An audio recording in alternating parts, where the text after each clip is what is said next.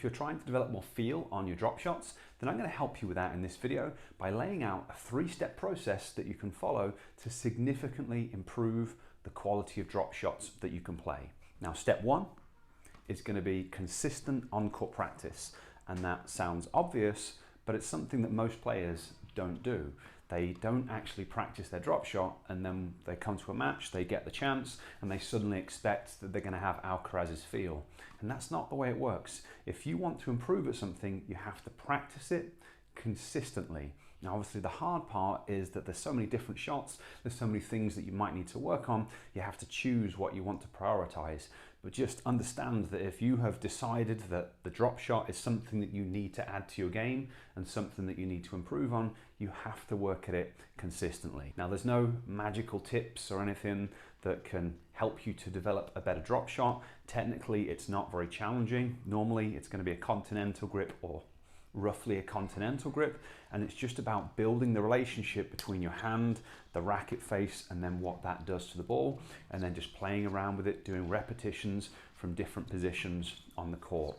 Now, one thing that I'm working on at the moment is trying to add more disguise. Naturally, I'm a right-handed player, but I injured my collarbone, so I'm having to relearn to play left-handed.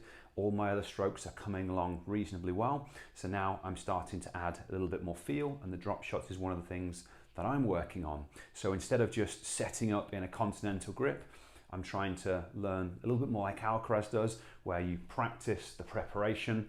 So the thing that I'm really working on in the practice is going from setting up in the forehand position, changing the grip at the last minute so that it's got disguise, and then playing the drop shot. So that's the way I'm practicing things. So I do sets with the ball machine where I'm just practicing the drop shot from different positions, and then once I feel comfortable with the drop shot, then I'm moving on and kind of alternating and hitting one ground stroke or one forehand more aggressively, and then on the next one trying to change the grip at the last minute and hit the drop shot. So that's how I'm practicing it, but regardless of what you choose to do, if you want more feel, you have to work on it consistently.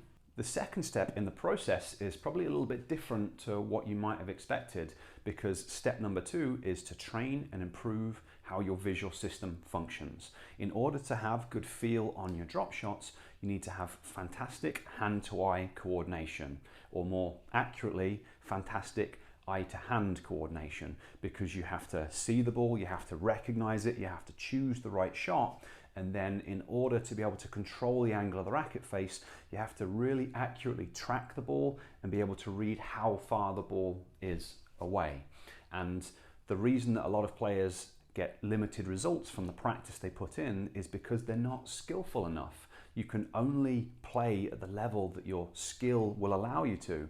So if your visual system doesn't track the ball well, or isn't good at really accurately judging the distance and depth and speed and flight of the ball, which is something that a lot of players struggle with, practice will only take you so far. So you want to spend time off the court training, improving how your visual system functions.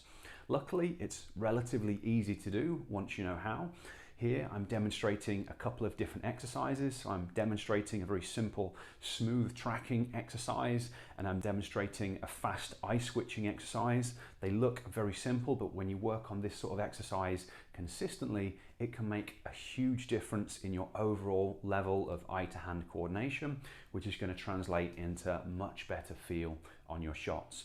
Now, if you'd like to learn more about vision training for tennis, I've created a free masterclass that's going to teach you about vision training and other types of brain-based training to improve your tennis performance. I'll place a link up in the corner, and I'll place a link down in the description so that you can check that out if you're interested in really taking your game to the next level. Step 3 in the process actually follows on from step 2, because in order to have good eye-to-hand coordination, we need a visual system that functions well, but we also need really high levels of coordination. So in addition to training your vision, you should do some work to train and improve your coordination. Now, there's lots of different ways that we could do it, but here I'm demonstrating a very simple exercise.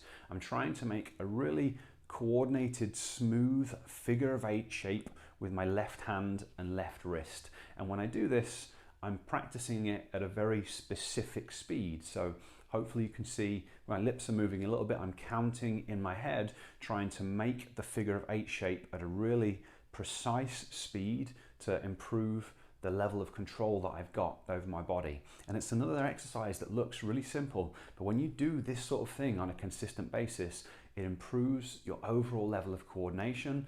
And when you combine that with vision training and you combine it with good on-court practice, it really allows you to develop a level of control over your drop shots that you wouldn't be able to achieve just by practicing them on their own. So again, if you'd like to learn more about that, I've got that free masterclass that's up in the corner or down in the description.